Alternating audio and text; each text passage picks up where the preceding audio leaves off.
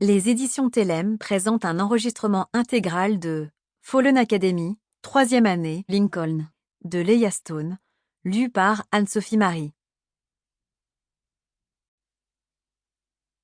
À toutes les âmes sœurs. Avertissement. Ce livre comporte des allusions légères aux tentatives de suicide. Ne l'écoutez pas si vous craignez que cela vous perturbe. Chapitre 1. Tout mon corps se crispa alors que le portail se refermait. Je fis un pas vacillant en avant, m'emmêlai les pieds et refermai les mains sur le vide devant moi dans une tentative pour la rattraper. « Brielle !»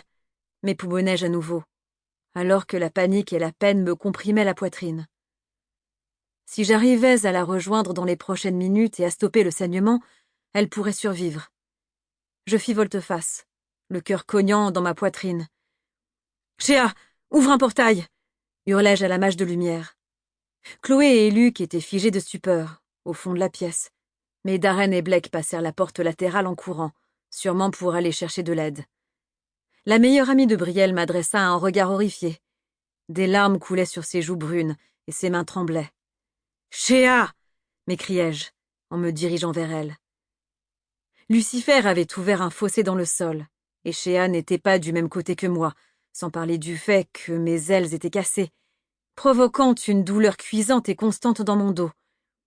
Par chance, mon meilleur ami s'était libéré de ses liens et venait de s'envoler pour récupérer Chéa. En 3 battements d'ailes, Noah la déposa à mes côtés. Elle hyperventilait, sa poitrine se soulevant avec force, alors qu'elle s'efforçait de respirer. J'avais envie de paniquer, moi aussi, mais je ne pouvais pas. Brielle comptait sur nous. « Chéa, ouvre le portail et Noah pourra la soigner, d'accord ?»